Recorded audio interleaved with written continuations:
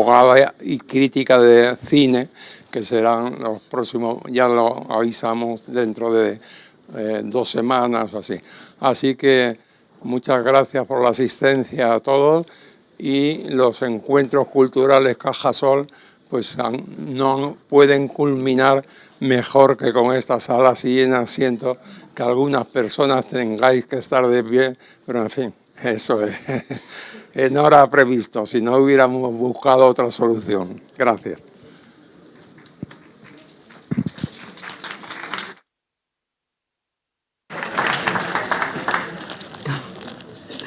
Bueno, pues buenas tardes.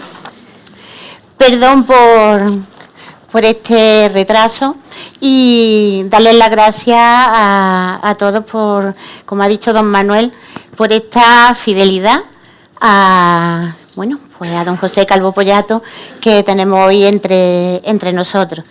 Con esta tarde primaveral que iniciamos, ¿no?, que tenemos, es un gustazo reunirnos en un evento cultural. Le damos las gracias a Cajasol y al doctor Concha por darnos también la oportunidad de escuchar, que es un privilegio, como siempre, escuchar a José Calvo Pollato en esta conferencia sobre consideraciones sobre la Primera República Española. Una época que, como él mismo dice, ¿no?, desconocida, al menos no para el común de los mortales. Para ti sin duda no.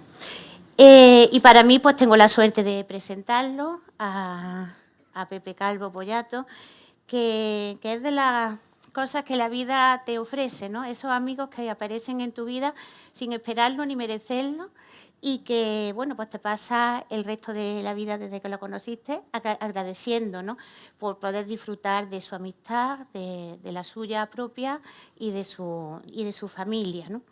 Y esa amistad que me une con él, pues me permite presentaros a Pepe Calvo, amante de su familia, trabajador incansable, pero que le gusta y además sabe disfrutar de lo que es importante y de sus amigos.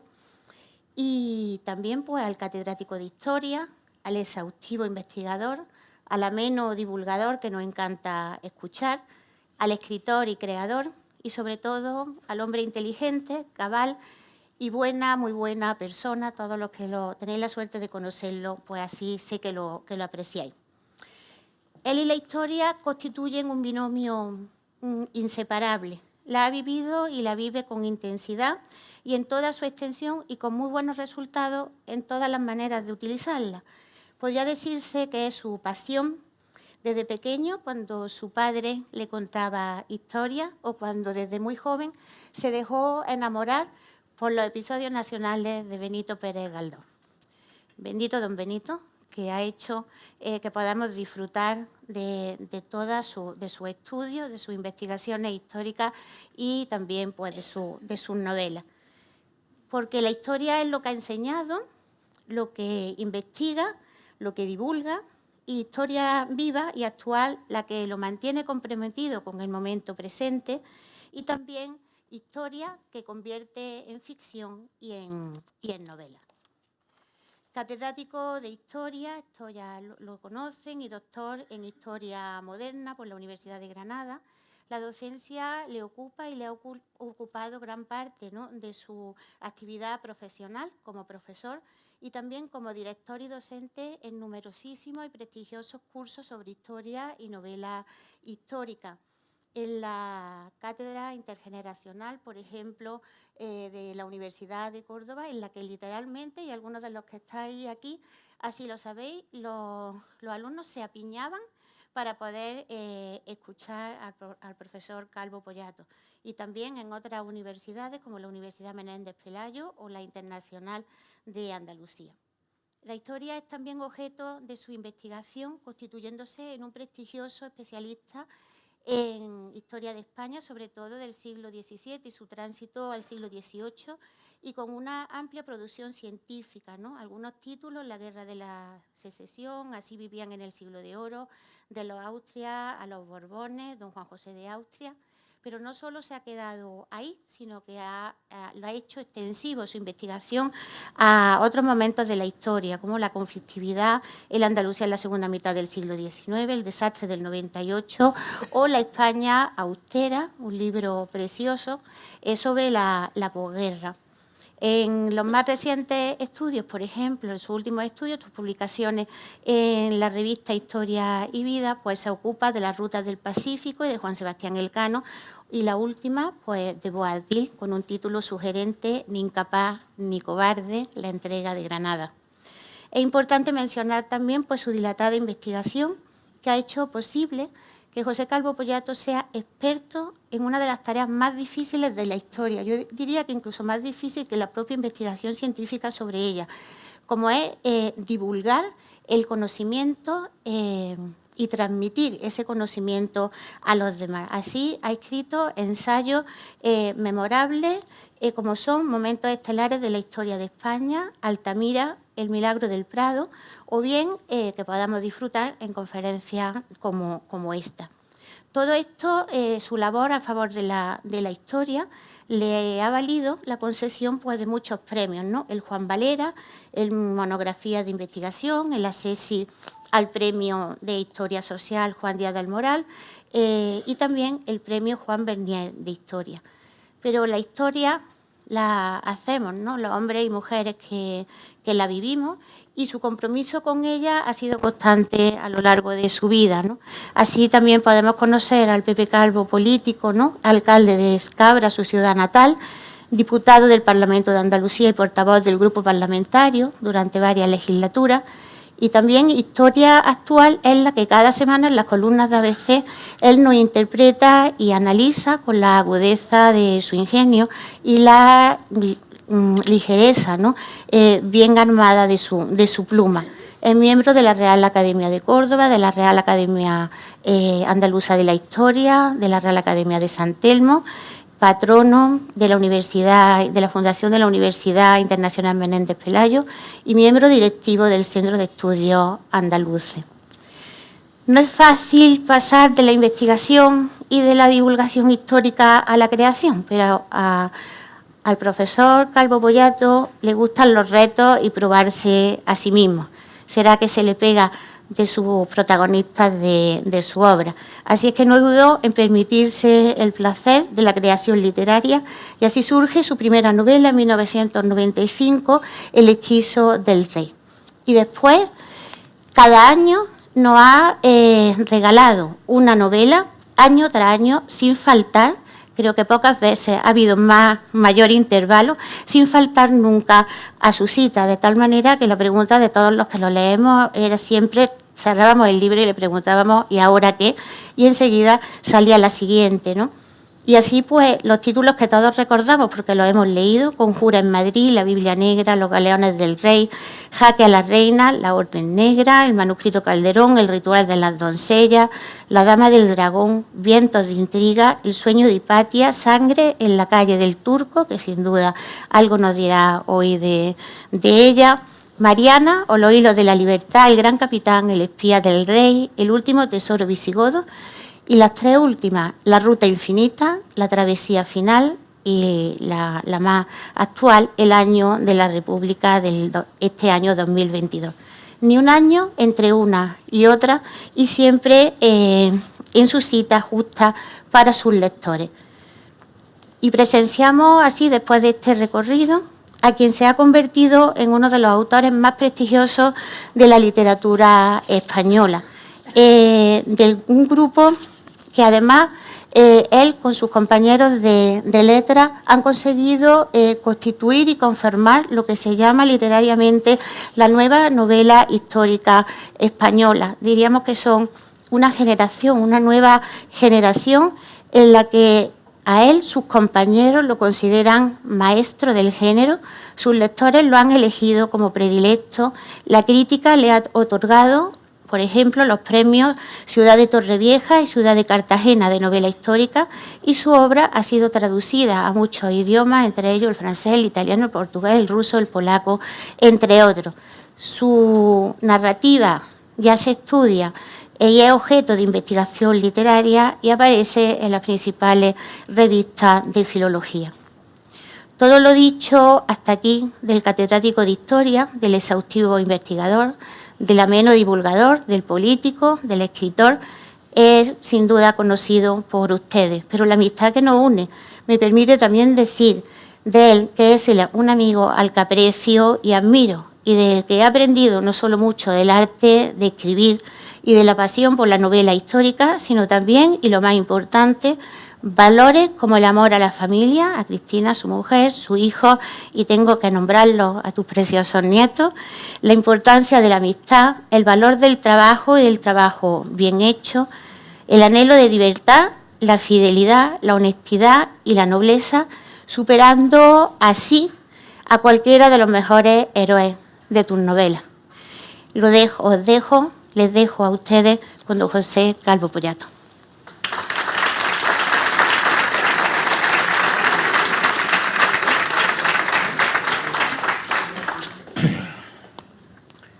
Yo creo que después de lo que ha dicho María Amor debíamos terminar aquí, levantarnos e irnos, porque yo lo único que puedo hacer es estropearlo. Sí, hombre. Yo no puedo más que darle las gracias a María Amor, que ha dedicado unas palabras al amigo, ¿no? Y ha hecho un recorrido por las cosas que yo he podido hacer a lo largo de mi vida. Probablemente hay alguna cosa, bueno, todo lo que tú has dicho a mí me satisface muchísimo, pero hay una cosa que yo quiero resaltar y es la importancia del trabajo, el amor al trabajo, ¿no? A veces me preguntan, o con cierta frecuencia, es verdad, me preguntan, bueno, ¿cómo es esto de que sale un libro al año? Y yo le digo, porque si uno se levanta todos los días, todos, a las 7 de la mañana, y trabaja sin parar hasta las 11, en que el teléfono todavía no ha empezado a sonar, en 4 horas cunde mucho el trabajo, ¿no? Si se hace con constancia, si se hace continuamente, y sobre todo si uno hace algo que le gusta. En ese caso a uno no le cuesta mucho trabajo levantarse a las 7 de la mañana, aunque sea el mes de enero, ¿no? Quiero agradecerle al doctor Concha que me haya invitado una vez más a estar aquí, en la Fundación Cajasol, evidentemente también a la propia Fundación Cajasol, por estas iniciativas y, cómo no, a todos ustedes por acompañarnos, y a María Amor también. Y pedirles disculpas por el retraso. Yo suelo ser puntual, ¿no? Pero bueno, hay veces que se producen imponderables y que me han obligado a llegar. María Amor ha pedido disculpas, las disculpas tengo que pedirlas yo porque el que ha llegado tarde he sido yo, ¿no? Esos 10 minutos de retraso con que hemos comenzado, y que alguien a veces dice estos son los minutos de cortesía, y no deben serlo. Yo lo repito una y otra vez, es una descortesía hacia quienes han estado allí a su hora, ¿no? Y por lo tanto, comenzar en el momento en que se ha dicho. El doctor Concha me invitaba a hablarles sobre un acontecimiento que este año nos encontramos en el 150 aniversario del momento en que se produjo en nuestro país, se produjo en España. Me estoy refiriendo a la proclamación de la Primera República. Y como muy bien ha dicho María Amor, la Primera República es un momento de nuestra historia poco conocido. Yo creo que ocurre lo mismo que con la rebelión militar, el alzamiento, si ustedes quieren, del 18 de julio de 1936. Si alguno de ustedes siente curiosidad y busca qué dijo el general Franco en Canarias antes de subirse al Dragón Rapid, verá que el manifiesto que lanza en aquel momento termina con un, asómbrense, ¡viva la República! Franco no se sublevaba contra la República, lo hacía contra el gobierno del Frente Popular. Pero luego eso se ha ignorado porque a Franco, y si quieren ustedes a los franquistas, no le interesaba decir que Franco se había sublevado al grito de ¡viva la República! Y a los republicanos tampoco.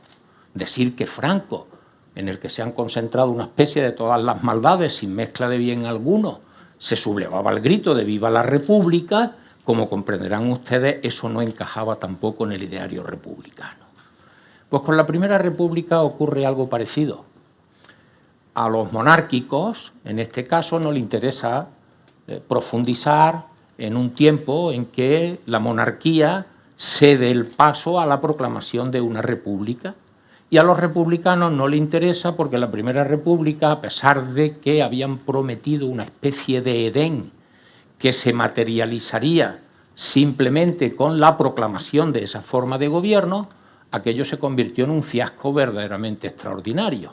Por lo tanto, unos por unas cuestiones y otros por otras, ajenas siempre a la historia, sino marcadas por la ideología, no han interesado que se hable de un momento que a mí me parece que tiene, simplemente porque es nuestro pasado, es el de nuestros tatarabuelos, el interés de poder conocerlo y poder conocerlo lo mejor posible. Eso fue lo que me llevó, entre otras cosas, a escribir una novela, el año de la República, para tratar de profundizar en este momento, hablar de este tiempo y hacerlo, como ha dicho María Amor, de una forma amena, que pueda resultar atractiva para el lector y que huye un poco de los ensayos históricos que siempre son necesarios, imprescindibles para que la ciencia progrese, pero que a veces resultan un poco tediosos para quien se acerca a ellos y trata de aproximarse a la historia de una forma, si quieren ustedes, más amena y más atractiva, ¿no?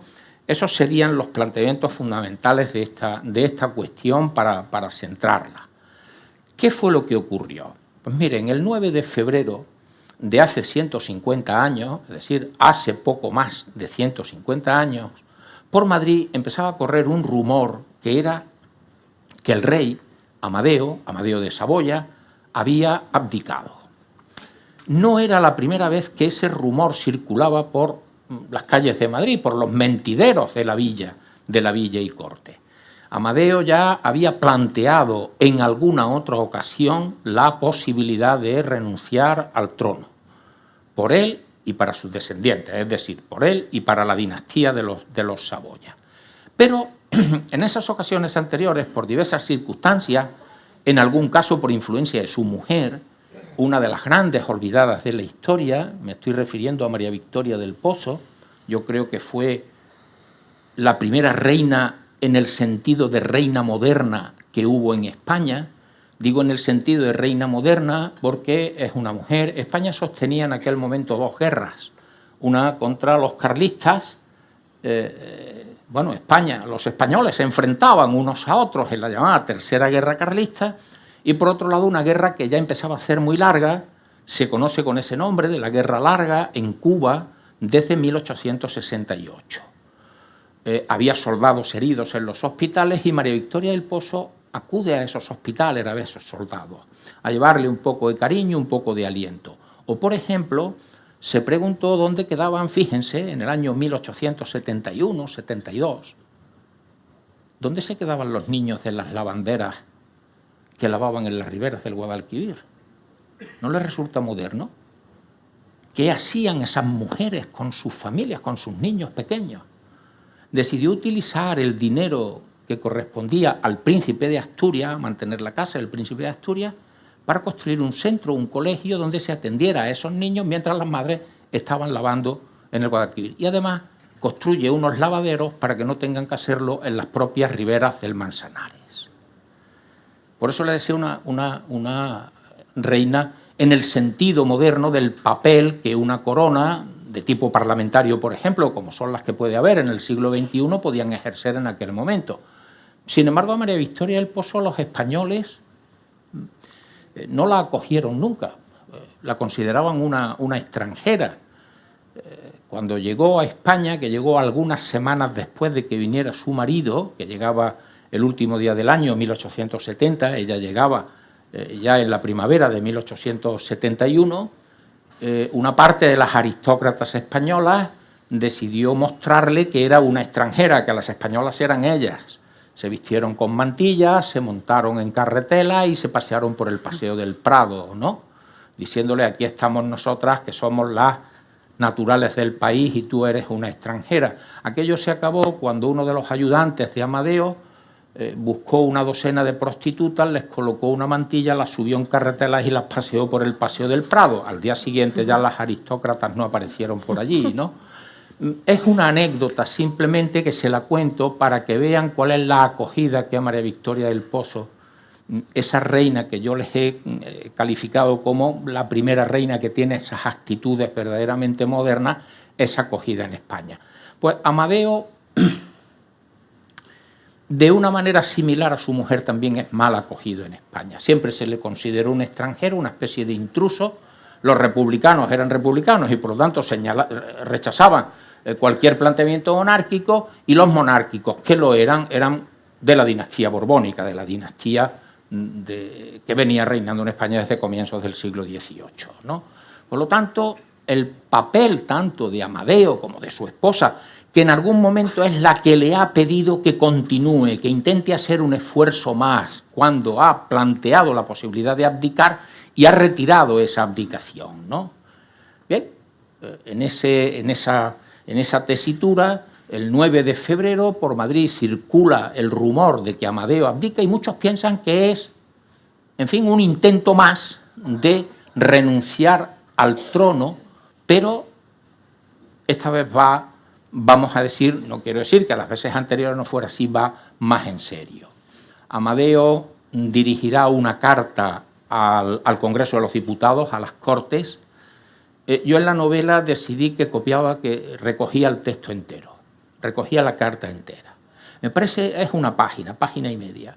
Me parece un documento extraordinario, sobre todo cuando en algún momento dice más o menos, en fin, trato de citar textualmente, seguro que no lo es, pero viene a decir más o menos, si los enemigos de España fueran externos, yo me pondría al frente de los soldados españoles, valientes, experimentados y tal, para luchar contra ellos. Pero los enemigos de España están aquí, unos con la pluma, otros con la espada, otros con la palabra, otros con... Hace 150 años. Nos estaba contando algo que probablemente muchos de nosotros sintamos como que nos está ocurriendo en muchos momentos de nuestra historia, en muchos instantes de nuestra historia, ¿no? Amadeo manda esa carta a las Cortes porque es en las Cortes donde reside la soberanía nacional, y así lo recoge la Constitución de 1869. Amadeo ha sido elegido rey en las Cortes, en una votación que se celebra en las Cortes en noviembre, el 15 de noviembre de 1870. Por lo tanto, él, ante quien renuncia, es ante quien le ha nombrado. Las Cortes, donde se residencia la soberanía nacional. En las Cortes hay un debate, primero si se acepta el texto, si no se acepta, y por lo tanto la renuncia que Amadeo ha planteado como una, si quieren, una posibilidad, es su voluntad, desde luego, se convierte ya en una realidad en el momento en que las Cortes aceptan esa renuncia como tal. ¿Y qué ocurre en ese momento? En el país, inmediatamente, y si alguno de ustedes tiene el deseo de leerse el diario de sesiones de las Cortes, yo cuando decidí que iba a escribir la novela, me leí entero el diario de sesiones desde febrero de 1873 hasta enero de 1874. Y allí lo que hay en ese momento es una enorme preocupación porque lo que se produce es un vacío de poder. No hay rey. Amadeo ha renunciado por sí, por su descendencia, es decir, la Casa de Saboya ha dejado de ser la monarquía en España. ¿Qué pasa? No había sido fácil encontrar un rey. Prim había tenido problemas muy serios una vez que ha sido destronada Isabel II en la Revolución del 68. Hubo varios intentos fallidos. Se buscó que fuese Fernando de Sajonia-Coburgo, por ejemplo, no fue posible. Se buscó que fuese un Leopoldo de Hohenzollern, el rey de Prusia, un hijo del monarca prusiano, tampoco fue posible. Se consiguió con la Casa de Saboya, con un hijo de Víctor Manuel II, que acababa de protagonizar la unificación de Italia aquel mismo año, ¿no? No había sido fácil y, además, un rey no se podía improvisar. Ese vacío de poder se resuelve proclamando la República. La mayoría de la Cámara, la mayoría de las Cortes eran monárquicos. Formaban el grupo mayoritario del gobierno que presidía Ruiz Zorrilla como presidente del gobierno, que había estado apoyando a Amadeo, la gestión de Amadeo de Saboya. Es decir, son unas Cortes de mayoría monárquica. Los diputados republicanos son aproximadamente 60 de 350, los que proclaman, fíjense, como la búsqueda de una salida a un vacío de poder que la renuncia al trono ha provocado Amadeo. La República no tiene sustento social como para convertirse en la forma de Estado que puede en aquel momento hacerse cargo de la gobernación del país. Es más, fíjense, inmediatamente se configura un gobierno donde la mitad de los ministros eran ministros del anterior gabinete, el que acababa de presentar la dimisión una vez que Amadeo había renunciado al trono. Ruiz Zorrilla, que era el presidente, trató de convencer a Amadeo de que no abdicase, no pudo, y una vez que las Cortes han aceptado la renuncia al trono de Amadeo, Ruiz Zorrilla presenta la dimisión como presidente del gobierno y evidentemente todo el gobierno que él presidía. Pues bien, el gobierno que en horas después se configura, la mitad de los ministros de ese nuevo gobierno eran ministros de la monarquía de Amadeo. Yo sitúo una escena en la novela cuando el periodista Fernando Besora, a quien yo utilicé en la novela Sangre en la calle del Turco sobre el asesinato del general Prim, llega a su casa y le dice a su esposa, le dice a su mujer que la monarquía se ha acabado y que acaba de proclamarse la República y que ya hay un nuevo gobierno. El ama de llaves de la casa, que se llama Micaela, dice, tendrán poca vergüenza, cuando dice que la mitad, horas antes, eran ministros de la monarquía, ¿no? Y ahora lo son de la República. Por cierto que el gobierno duró 2 semanas. Los ministros de la monarquía se retiraron rápidamente del gabinete, creando la primera crisis de gobierno. Esa es la forma en que se proclama la Primera República Española. El intento de hacer frente a un vacío de poder consecuencia de la abdicación de Amadeo. ¿Qué ocurre a partir de aquel momento? El final de la República, de la Primera República, pueden ustedes tener incluso 2 opiniones distintas desde una perspectiva cronológica sobre cuándo termina. En mi opinión, la República termina en la madrugada del 2 al 3 de enero de 1874, es decir, 11 meses mal contados después de la abdicación de Amadeo y de la proclamación de la República. Hay quien considera que la República llega no hasta el 2-3 de enero de 1874, sino hasta el 29 de diciembre de 1874, es decir, casi hasta el final de ese año. Porque la República que ha sido proclamada por las Cortes nunca fue derogada. Es decir, el 3 de enero no se deroga la República. La República se mantiene como tal, con el general Serrano de regente, si quieren ustedes, regente de una república, hasta que el general Martínez Campos, el 29 de diciembre del 74, proclama al hijo de Isabel II como Alfonso XII. En ese momento, la República sí ha terminado porque acaba de proclamarse rey, sin obstáculo prácticamente en ningún sitio, a Alfonso XII. Alguien piensa que la República prolonga su vida hasta ese 29 de diciembre del 74. Pero en mi opinión, de facto, de hecho, la República ha muerto en esa madrugada del 2 al 3 de enero, cuando tropas del general Pavía, que es el capitán general de Madrid, entran en el Congreso y disuelven las Cortes. Es cierto que formalmente la República no ha sido anulada, pero no es menos cierto que ni hay Cortes, ni hay control al gobierno. Serrano va a gobernar a base de decretos, impulsando además iniciativas que nada tienen que ver con el control parlamentario y por lo tanto el sistema está muerto como tal. Por lo tanto, si quieren, hay quien piensa, y por eso les decía, que hasta el 29 de diciembre de 1873, aunque realmente, de facto, la República está terminada en ese momento. ¿Y qué ocurre en estos 11 meses? ¿Qué ocurre en ese año, prácticamente, de 1873?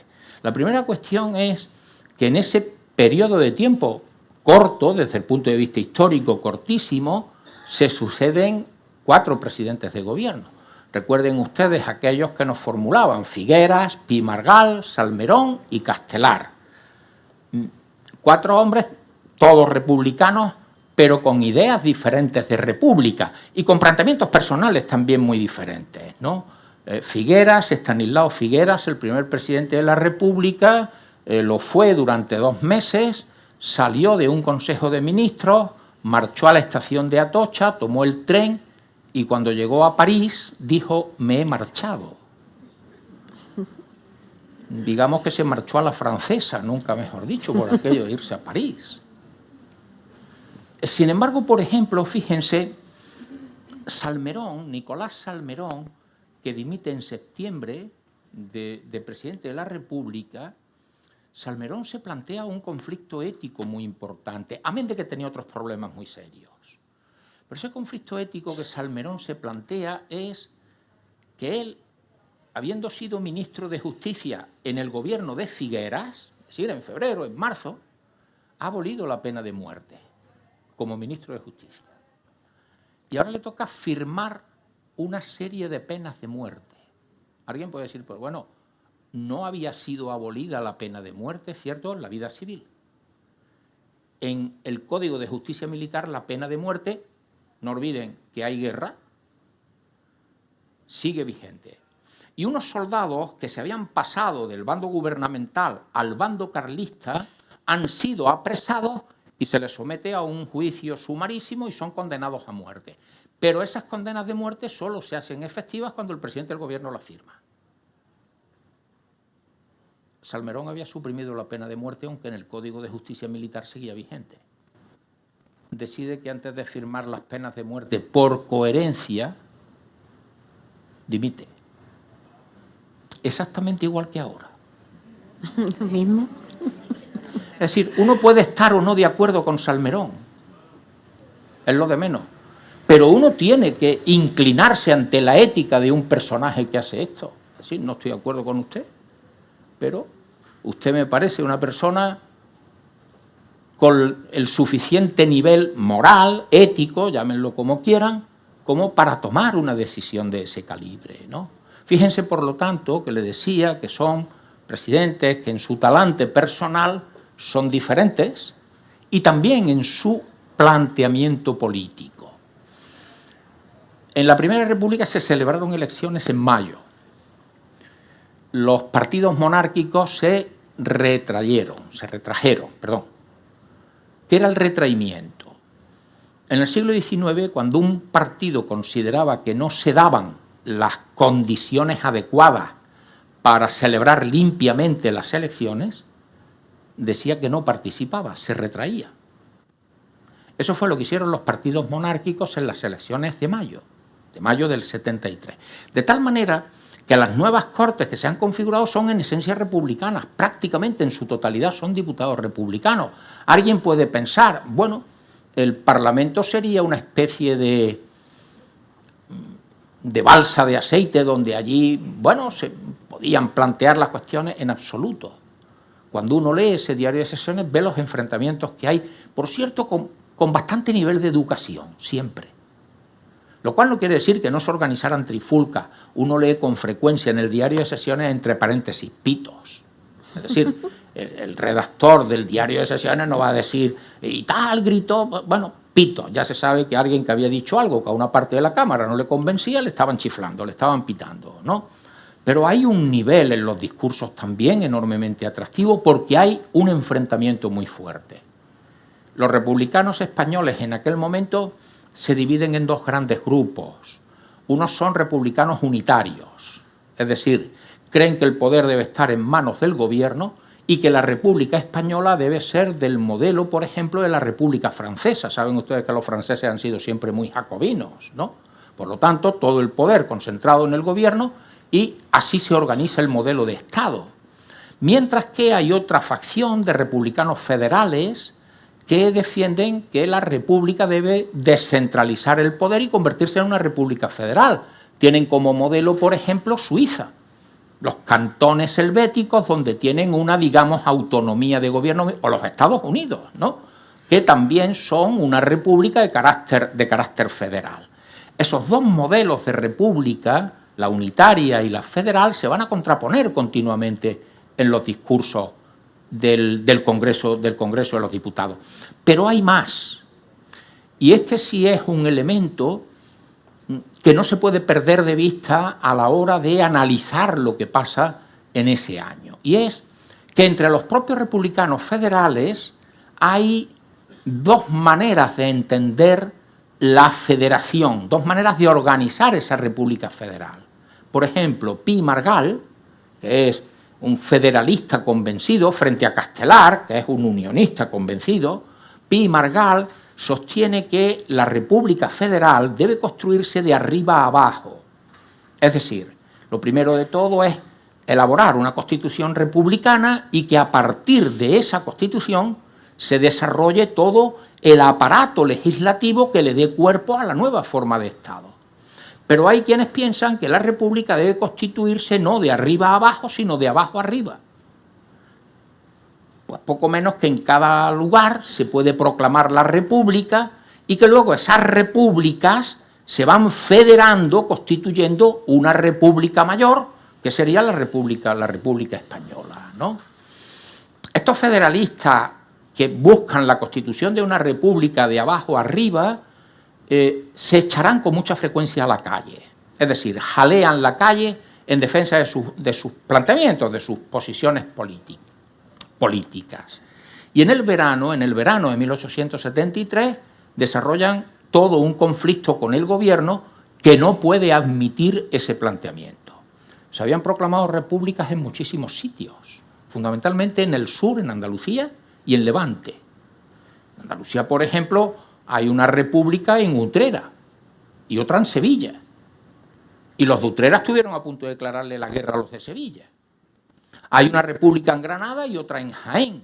Y hay también problemas entre granadinos y jiennenses por cuestión de límites, por cuestión de lindes entre una república y otra. El epicentro de este movimiento republicano es Cartagena. El cantón de Cartagena está a punto de declararle la guerra a Prusia. Es decir, hay una serie de repúblicas que deberían luego ir federándose para constituir esa república mayor. El gobierno rechaza el planteamiento y, por lo tanto, se desarrolla una guerra. Es lo que se conoce con el nombre de la guerra cantonal. Fíjense ustedes, el gobierno de España, el gobierno de la República, tiene que hacer frente en ese momento a tres guerras a la vez. La que se está sosteniendo en Cuba, la guerra larga, la que había comenzado en el 68 y no terminará hasta el 78, duró 10 años, la guerra carlista, que ha comenzado en el 72, y la guerra cantonal. Difícil de gobernar, un país teniendo que hacer frente a tres conflictos bélicos a la vez. Cuando Salmerón dimite como presidente del gobierno, le sustituye Castelar. Y Castelar toma una decisión muy controvertida. Decide que, dadas las circunstancias que el país tiene en aquel momento, va a gobernar sin las Cortes. No prescindiendo totalmente de las Cortes. Permite que se quede lo que ahora modernamente se llama la Comisión Permanente, pero durante 3 meses, hasta el 12 de enero del 74, va a gobernar prácticamente por decretos. Entiende que hay que tomar decisiones urgentes en la situación de guerra, de conflicto bélico en que se encuentran y que, por lo tanto, no pueden perder tiempo con debates, con proposiciones, con propuestas que tienen que ser discutidas, debatidas y, en su caso, aprobadas. O que no se pueden tomar decisiones de carácter militar que han también de debatirse en el Congreso cuando hay que mantenerlas ocultas con vistas a las reacciones que pueden tener bien los carlistas, bien los cantonalistas o bien los independentistas cubanos. Por lo tanto, la decisión de Castelar, entiendan ustedes que puede ser todo lo discutible que se quiera, es prescindir durante 3 meses de las Cortes. Y él explicar luego, una vez que las Cortes 3 meses después vuelvan a reunirse, cómo ha administrado el poder. No es lo mismo que Serrano. Serrano no se ponía un plazo ni nada parecido, ni luego estaba dispuesto a rendir cuentas absolutamente ante nadie. El 12 de enero vuelven a reunirse las Cortes. Y Castelar, para ver si cuenta con el apoyo de la Cámara, lo que plantea es una moción de confianza, que es como una moción de censura, pero que en lugar de plantearla un partido o un grupo de la oposición o que no está en el gobierno, quien la plantea es el propio gobierno. Es el gobierno el que pide la confianza de la Cámara, y eso es lo que hace Castelar. Los discursos de Salmerón y Castelar. Salmerón está enfrentado a Castelar. No ha compartido que haya prescindido de las Cortes durante esas semanas, durante esos meses. El debate que sostienen uno y otro es casi para enmarcar. Son discursos de una potencia dialéctica que llama la atención. Yo decía, ¿cómo lo resumo? Porque claro, cuando uno ve el discurso y lee, dice, ha estado hablando 50 minutos, diciendo cosas, defendiendo su modelo de Estado, defendiendo por qué ha tomado esa decisión, explicando qué ha hecho a lo largo de esa semana. Y el otro respondiéndole que por muy bien que haya hecho las cosas, en una democracia la libertad y la soberanía nacional no pueden ser conculcadas. Salmerón había sido alumno de Castelar. El trato que se dan el uno al otro llama la atención. Mi maestro. Y le está haciendo un discurso durísimo enfrentándose a él, pero sin perderle respeto en ningún momento. Se refiere a él como su viejo profesor. Y Castelar habla de su mejor alumno, de lo brillante que es, cuando le está dando una zasca importante desde el punto de vista dialéctico. Llama también poderosamente la atención. Y llama mucho más la atención cuando uno se plantea, y aquí aparece el novelista de nuevo, que ese debate, ese conflicto dialéctico que intervienen muchos más diputados, ¿no? Pero básicamente quienes lo sostienen son Castelar y Salmerón, se hace con dos compañías de soldados en la carrera de San Jerónimo. El capitán general de Madrid, el general Pavía, que ha acabado con el cantonalismo en Andalucía, el que ha acabado con el cantonalismo en Levante ha sido Martínez Campos. Pavía ha mandado dos compañías, una de infantería y otra de la Guardia Civil, con una instrucción muy concreta. Si Castelar gana la moción de confianza, que regresen a sus cuarteles. Si Castelar pierde la moción de confianza, que entren en el Congreso y disuelvan las Cortes. Así están debatiendo. Nuestra historia está llena de cada momento que verdaderamente impresiona. ¿Se imaginan ustedes un debate en las Cortes con varios cientos de soldados en la puerta esperando el resultado de una votación para ver lo que hacen? Yo me imaginaba de vez en cuando los capitanes de esas compañías preguntándole a los ujieres, mire, ¿se ha votado ya? ¿Cuál es el resultado de la votación? Para ver qué es lo que tenemos que hacer. En esas condiciones y en esas circunstancias se está debatiendo la posible continuidad de la República o la no continuidad de la República. A las 6 de la madrugada se vota. Habían estado debatiendo toda la noche. Y cuando se vota a las 6 de la madrugada, Castelar pierde la votación. Y al perder Castelar la votación, las tropas de Pavía entran en el Congreso y disuelven las Cortes. La República ha terminado. Por cierto, Pavía no entró en el Congreso, ni a pie ni a caballo. Ya saben ustedes que se dice por ahí, Pavía entró a caballo, tal. Bueno, yo he jugado un poco con el tema en que cuando el protagonista de la novela llega a su casa, el ama de llaves le pregunta, ¿es verdad que Pavía ha entrado a caballo? Ya se lo habían preguntado un par de veces. Y Besora dirá, no, si esto acabará en los libros de historia, ¿no? Que la entrada de Pavía ha sido montado en un caballo en el Congreso de los Diputados. No entró ni a pie ni a caballo. Entraron tropas asumando que tenían instrucciones muy claras de actuar en función de cómo se fuesen desarrollando los acontecimientos. Este es el marco histórico de la Primera República. ¿Por qué fracasa? ¿Por qué se convierte en un fiasco cuando pudo haberse consolidado como forma de gobierno y nuestra historia hubiese sido diferente? No sabemos cómo, si mejor, si peor de lo que fue, pero hubiese sido diferente sin la menor duda, ¿no? ¿Por qué fracasa ese proyecto, esa realidad de república durante estos meses? Yo creo que fundamentalmente debido no a una única causa, sino a varias. La primera es el poco apoyo social que la república como idea de forma de gobierno tiene entre los españoles en aquel momento. El ejército esencialmente no es republicano.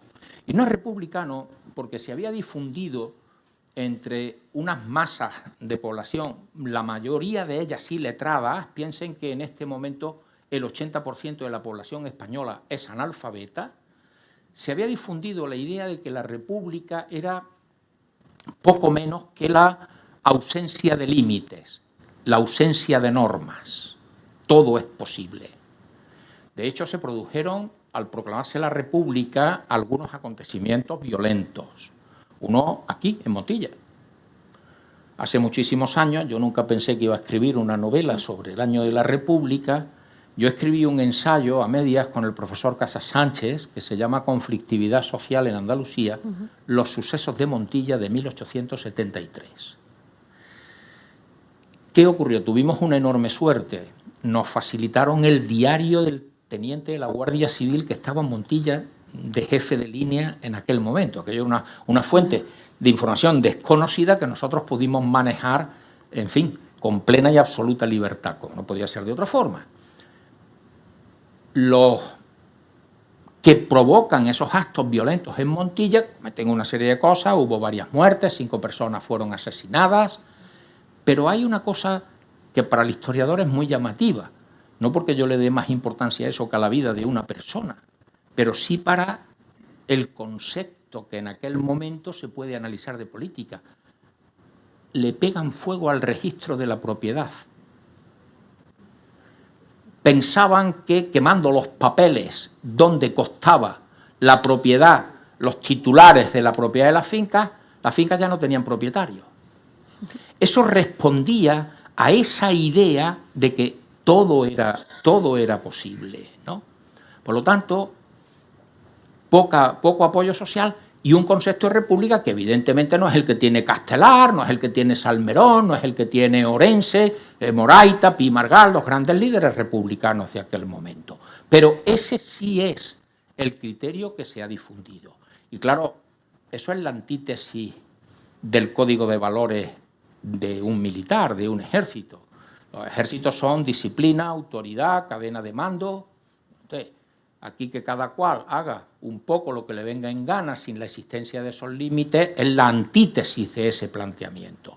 Por lo tanto, pocos militares son republicanos en aquel momento. Y sobre la república pesó continuamente la posibilidad de un golpe de Estado, que es lo que Pavía da en esa madrugada del 2 al 13 de enero.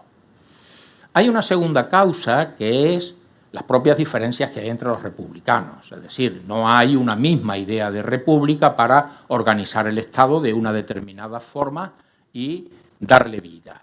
Ya les he hablado del enfrentamiento entre los unionistas de Castelar, el propio Salmerón también es unionista, o los federales.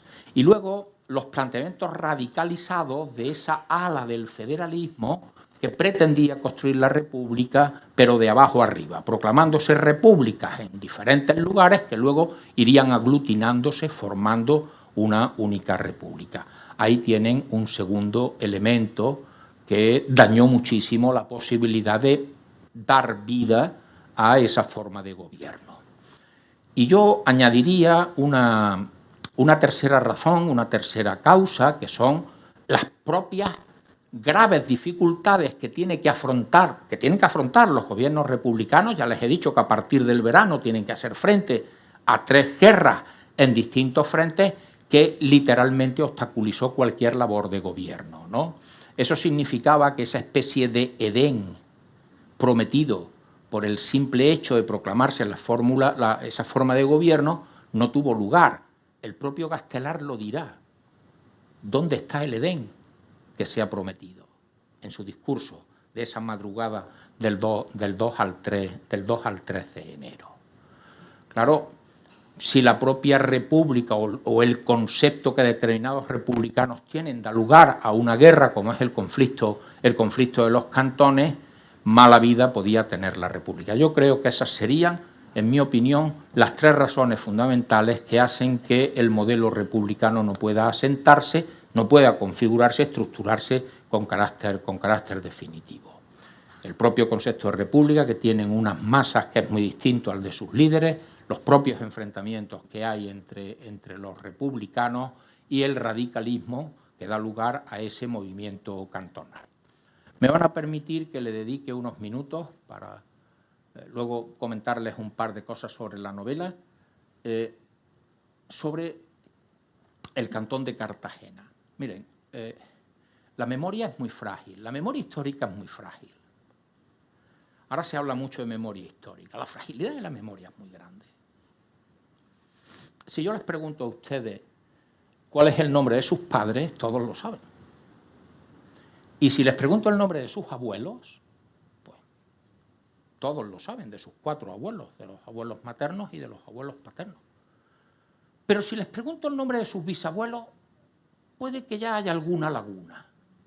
Puede que ya haya el nombre de algún bisabuelo al que no se le pone, permítanme la redundancia, nombre.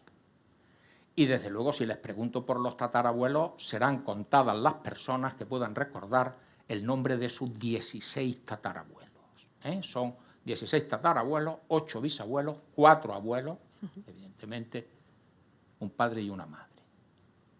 La memoria es muy frágil, porque nuestros tatarabuelos, una generación, hoy se dice que las generaciones van mucho más deprisa que antes. Bueno, es posible.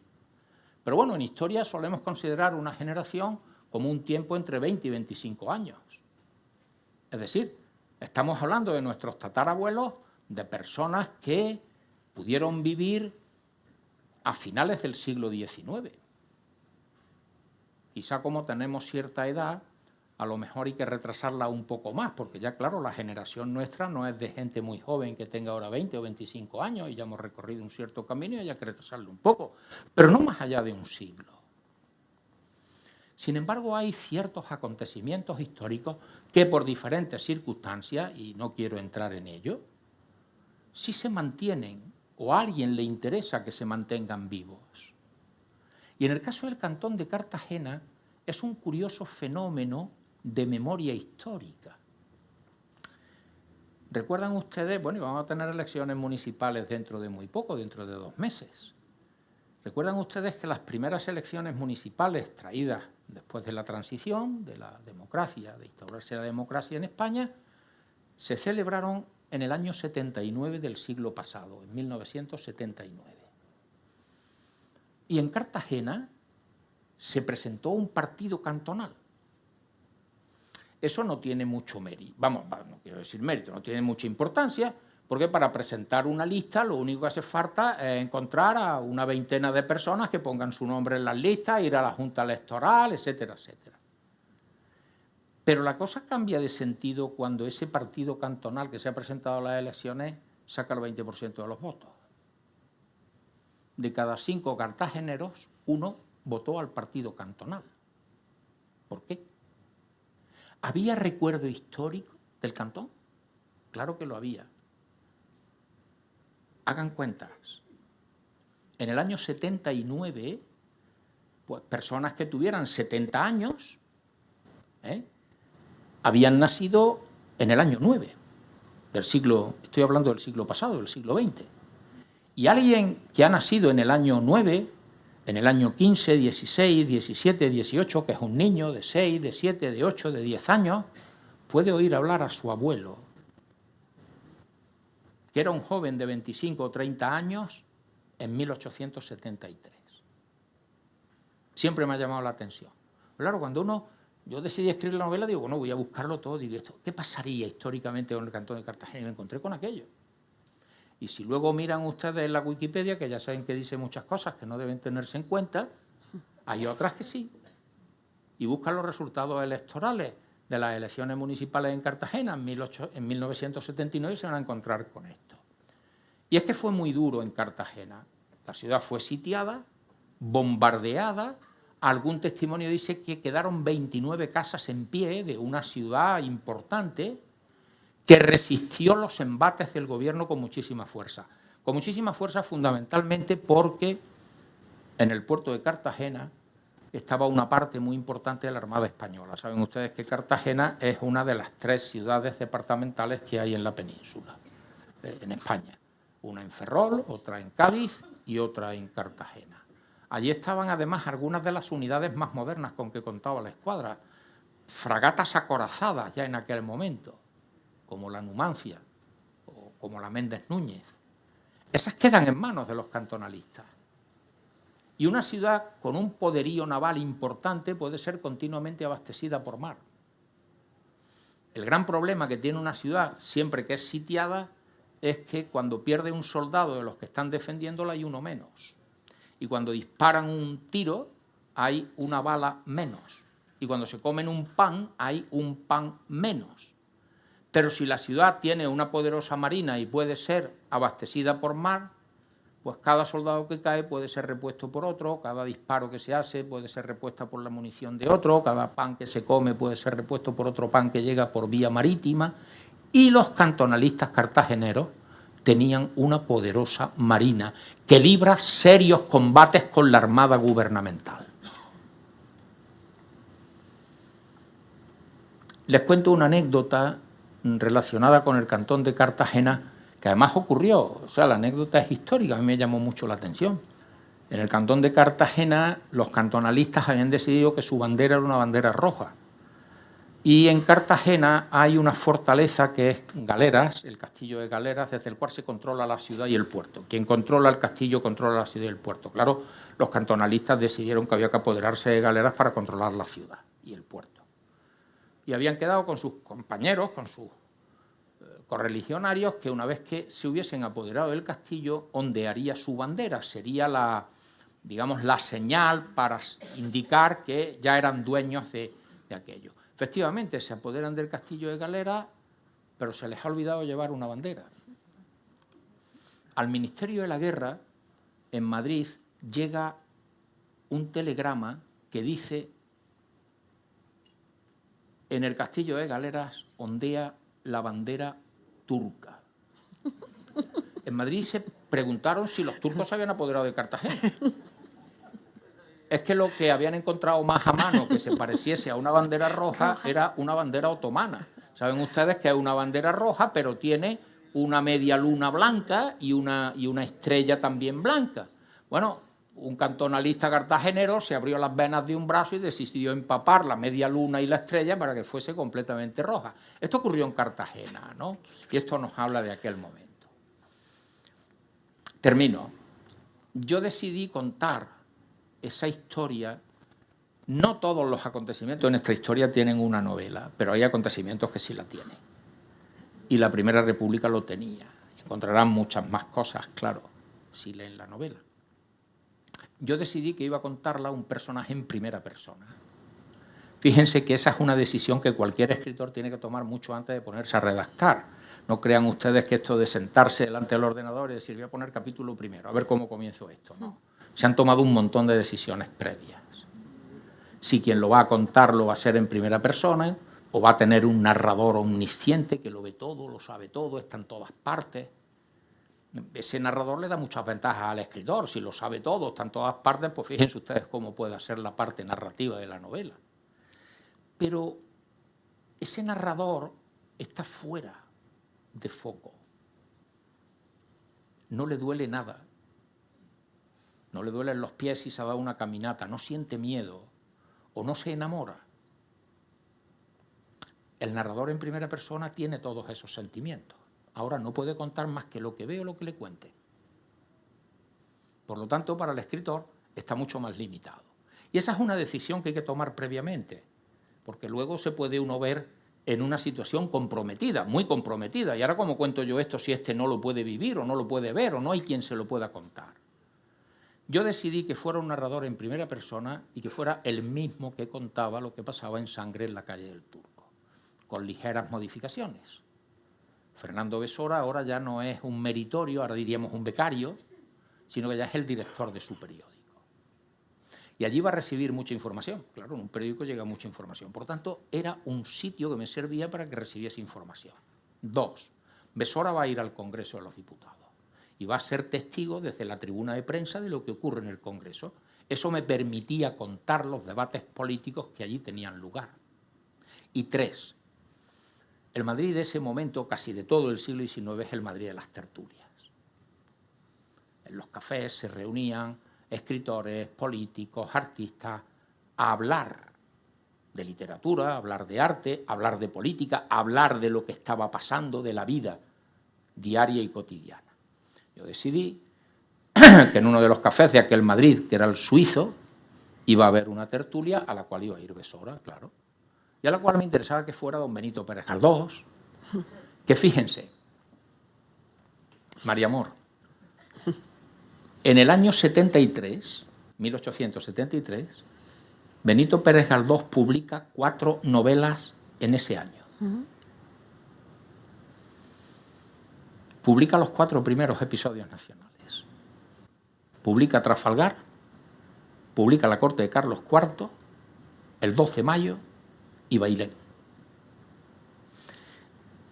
Con un éxito extraordinario, entre otras razones porque Galdós, a pesar de que alguien ha dicho que no, pero es que sí, Galdós mete a la gente en la historia. Los historiadores hasta aquel momento se habían preocupado de los emperadores, de los papas, de los reyes, de los príncipes, de los grandes generales, pero no se habían preocupado del tipo que encendía la farola del gas, de la portera del bloque de pisos, del vendedor ambulante que va por la calle, del aguador que aprovisiona de agua a muchas casas que no tenían agua corriente en aquella época. Esos se convierten también en protagonistas de los episodios nacionales. Galdós le está llegando a la gente, porque ellos aparecen en sus novelas. Publica los 4 episodios nacionales con un éxito extraordinario. A mí me interesaba que allí hubiese otro escritor. Pueden imaginarse por qué. El escritor era don Juan Valera. Yo soy paisano suyo, de Cabra. Valera tiene que estar escribiendo Pepita Jiménez. Publicó Pepita Jiménez en marzo del 74. Tiene que estar escribiéndola en el 73, necesariamente. Y habla con Galdós del título que le va a poner, le cuenta de qué va la novela, hablan de literatura. Y están algunos pintores como Casado de la Lisal. Algunos de ustedes podrán pensar, ¿por qué Casado de la Lisal? Casado de la Lisal es el autor de ese cuadro, que lo recordarán todos ustedes, en que se ve al Francés Dupont entregándole la espada al general Castaños una vez que ha sido derrotado en la batalla de Bailén. Casado de la Lisal es el primer director de la Academia Española en Roma, a donde irán los artistas a terminar de formarse académicamente como escultores, como pintores. Casado de la Lisal es el primero, y es en 1873 cuando se crea la Academia Española de Roma. Me interesa que esté allí para que hable de eso. ¿Quién mejor que él cuando llega un día diciendo? Me interesaba que hubiese algunos políticos monárquicos y republicanos para contraponer sus propias ideas. Por allá aparecerá Cánovas del Castillo, que al comienzo de la novela era un don nadie. Recién proclamada la República, Cánovas buscaba restaurar la dinastía borbónica, no le echaban cuentas. A finales de 1873, ante el fiasco de la República, todo el mundo está pensando que Cánovas es el hombre del futuro. Yo quise analizar también la condición humana. Nadie lo miraba y al final de la novela todo el mundo preguntándole, leyéndole, diciéndole, don Antonio. Aparecerá Moraita, que era un catedrático de Historia de la Universidad Central, un republicano de la facción de Castelar, ¿no? Un hombre centrado, con unas ideas muy claras sobre a dónde quería ir, a dónde quería llegar, y que dirá algunas cosas interesantes en esa tertulia sobre cuestiones que estaban pasando en aquel momento en el país. ¿Y cómo resolventaba lo de Cartagena? Porque ni la tertulia, ni el Congreso de los Diputados, ni la redacción del periódico estaban en Cartagena. Bueno, pues la mujer de Besora, ahora ya está casado, en Sangre en la calle del Turco aspiraba a casarse, ahora ya está casado. Por cierto, lo he comentado muchas veces, pero es que me parece, en fin, el nombre de esa mujer existe, Paloma Azpeitia. Es una cuñada mía, que me decía reiteradamente que quería que la sacase en una novela, y yo no la sacaba, hasta que una noche, cenando, me dice, mira, Pepe, aunque sea de puta, pero sácame en una novela. Bueno, yo decidí que la iba a sacar de señorita de buena familia. Esa es la mujer de Besora, y la mujer de Besora tiene un problema médico. ¿Cómo se solventaban algunos problemas médicos en el siglo XIX? tomando las aguas. Se tomaban las aguas bajo prescripción médica. Paloma Azpeitia tendrá que ir a tomar las aguas a eso que ahora llaman un spa, pero que siempre se ha llamado un balneario. Bueno, pues tenía que ir a un balneario y, claro, yo podía encontrarme un balneario cerca de Cartagena. En España hay balnearios por muchísimos sitios. Si ustedes cogen un mapa de balnearios de España, se van a encontrar que los hay a montones por muchísimos sitios. Pero yo necesitaba uno que estuviera cerquita de Cartagena para que Besora pudiera decir una mañana, me voy del balneario a Cartagena, pero es que llego en el día, ¿no? Fíjense, por lo tanto, y ahora ya acabo, cuáles son los recursos de los que se vale un escritor para poder contar elementos históricos. Besora nunca estuvo en el balneario de Archena, claro, si no existió, pero pudo haber existido. Era un director de periódico de la época. Y su mujer pudo tener una enfermedad que un médico de la época le prescribe como terapéutica, que tome las aguas en un balneario. Y que hay balnearios cerca de Cartagena también. Y que allí era donde estaba ocurriendo el meollo del cantonalismo, cierto. Fíjense, por lo tanto, cómo se utiliza un recurso literario que es de ficción para poder situar al lector ante un acontecimiento de carácter histórico, como sin duda fue el cantón de Cartagena. Bueno, pues estas eran las consideraciones que yo quería hacerle en torno a ese momento de nuestra historia, que en mi opinión lo que dura es 11 meses mal contados, del 9 de febrero, del 10 de febrero, ustedes quieren, que es cuando entra en las Cortes la abdicación de Amadeo de Saboya, hasta el momento en que las Cortes son disueltas por tropas del general Pavía, ¿no? Me parece un momento interesante de nuestra historia, es el primer ensayo, luego hubo otro, de configurar en España una forma de gobierno diferente a la que tradicionalmente ha sido, que es la monarquía y que era la república. Con el año de la república yo me he metido en los entresijos de aquel momento para poder contarlo, en fin, de la mejor manera que me ha sido posible. Muchísimas gracias.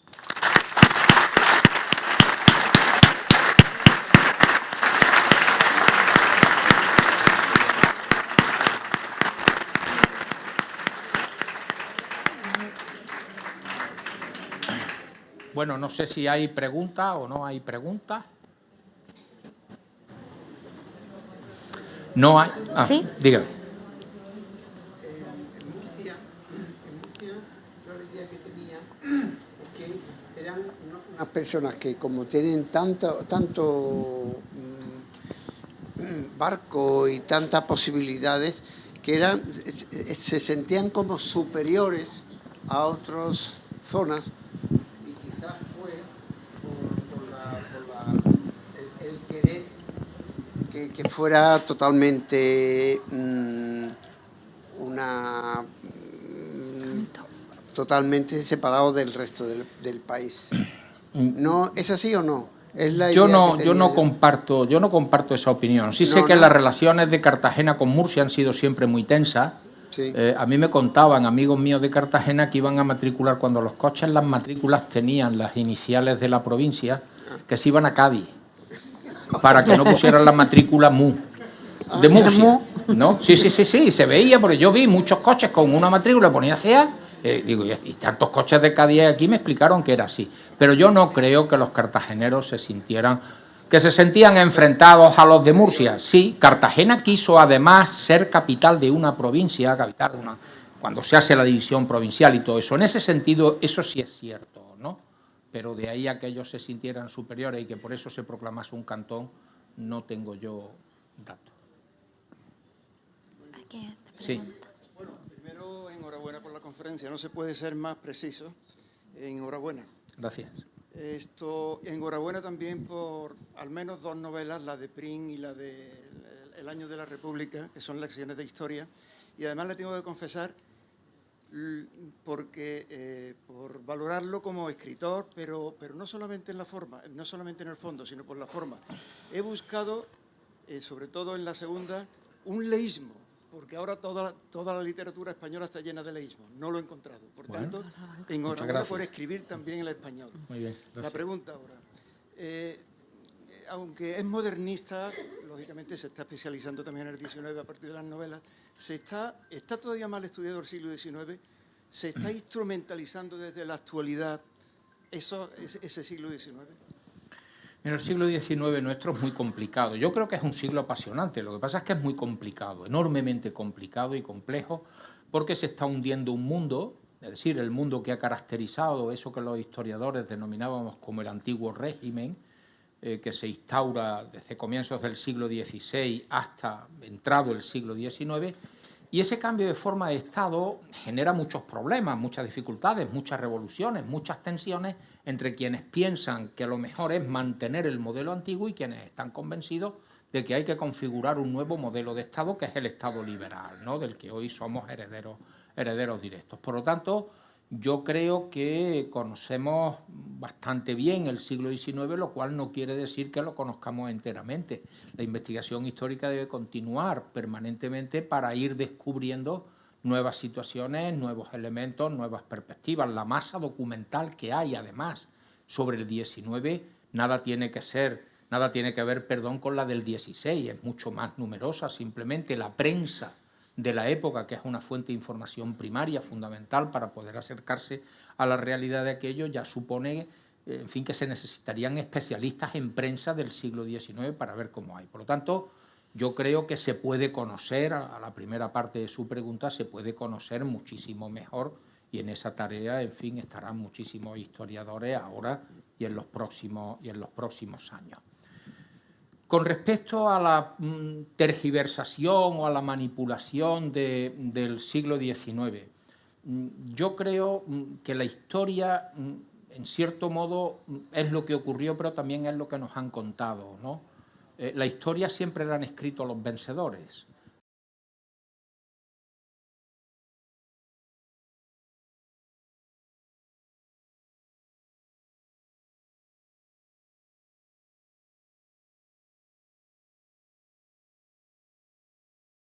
Fuente de información que él tenía sobre los cartagineses era lo que sobre ellos habían escrito sus enemigos, los romanos.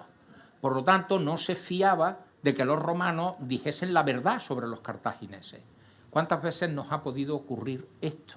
Es decir, nosotros la información que podemos tener es la de los vencedores. También la de aquellos que escribieron al dictado de quien les estaba pagando. Es decir, casi todas las crónicas medievales están trufadas de acontecimientos que vienen de alguna manera a poner el acento positivo sobre un determinado personaje que es el que le ha pagado al cronista. ¿Por qué, por ejemplo, a Pedro I se le conoce como el cruel y, sin embargo, algunos dicen que era el justiciero? Las crónicas se escriben en el reinado de su mortal enemigo, que era su hermano, que era Enrique II, el Trastamara, ¿no? Y todos los cronistas que escriben sobre el reinado de Pedro I están pagados por Enrique II. Esto no es nada nuevo. No. ¿Cuánta gente está hoy escribiendo en una determinada dirección porque le pagan? Pues como el cronista don Pedro López de Ayala, que es el gran cronista del reinado de Pedro I, ¿no? Por lo tanto, quiero decirle con esto que la manipulación de la historia ha sido una constante casi continua. Quizá los extremos que se está llegando en nuestro tiempo, no sé si tienen parangón, ¿no? Pero desde luego se ha hecho. Y lo que a mí me parece una auténtica aberración es que se pretenda cercenar la historia de un periodo de tiempo anterior a una determinada fecha. Eso es una locura. Y nuestro plan de estudios parece que camina en esa dirección. Eso es una barbaridad. Es decir, el siglo XIX es el siglo XIX porque antes, y esto parece de perogrullo, ha habido un siglo XVIII, XVII, XVI, en el que pasaron cosas muy importantes y dejaron huella para poder entender el XIX. Decir que se estudia la historia a partir, pues no sé, de la Constitución de 1812, de la Guerra de la Independencia o de los principios del siglo XIX, a mí me parece una auténtica barbaridad. Lo puedo decir más alto, pero no más claro.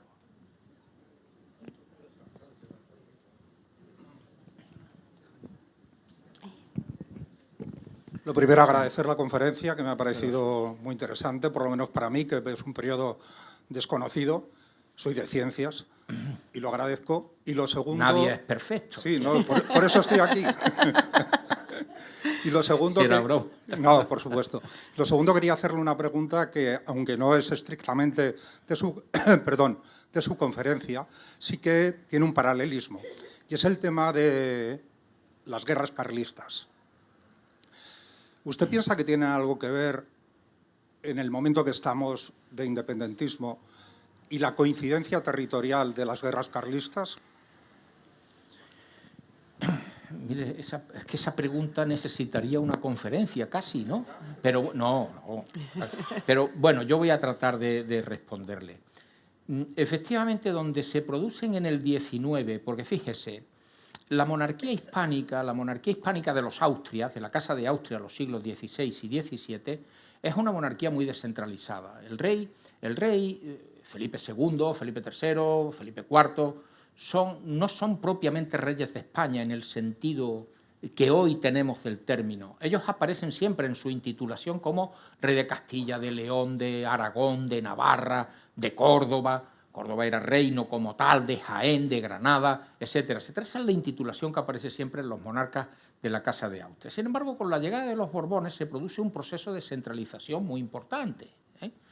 Felipe V promulga lo que se conocen con el nombre de decretos de nueva planta, que lo que hacen es, permítase la expresión, es exportar el modelo de Castilla a la corona de Aragón. Es decir, los fueros en la corona de Aragón, con los cuales se había regido la corona de Aragón, hasta aquel momento desaparecen y se van a regir según las normas de Castilla. Las Cortes de Aragón desaparecen, porque ya quedan sustituidas por unas únicas Cortes que son las de Castilla. Es decir, se ha asistido frente a una monarquía, vamos a decir, descentralizada de la época de los Austrias, a una monarquía que se ha centralizado desde la llegada de los Borbones.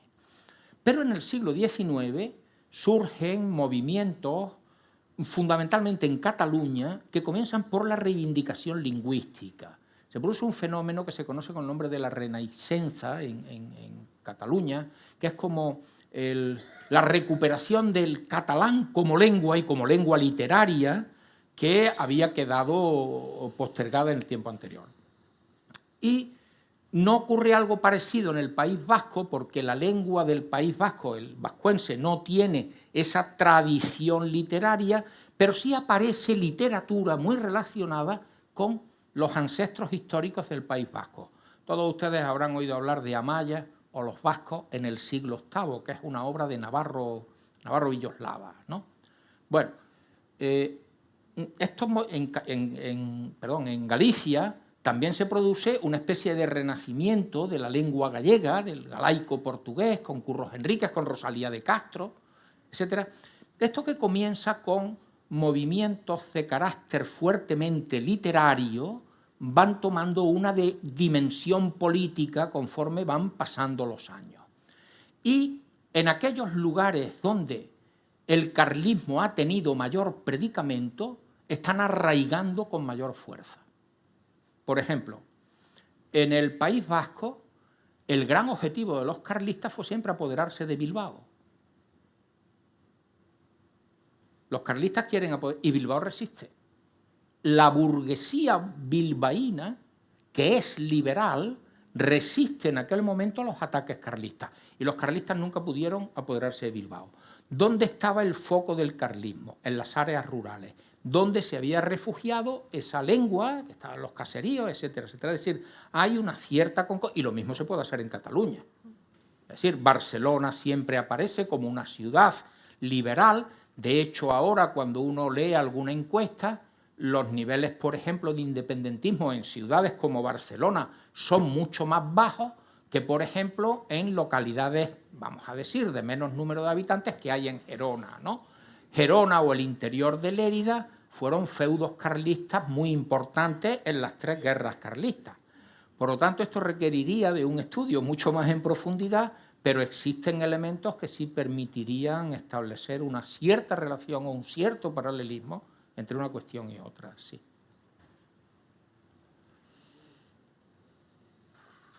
Bueno, pues si no hay más preguntas, muchísimas gracias. Y si alguien quiere que le firme algún ejemplar del Año de la República, pues a tiempo estamos. Gracias.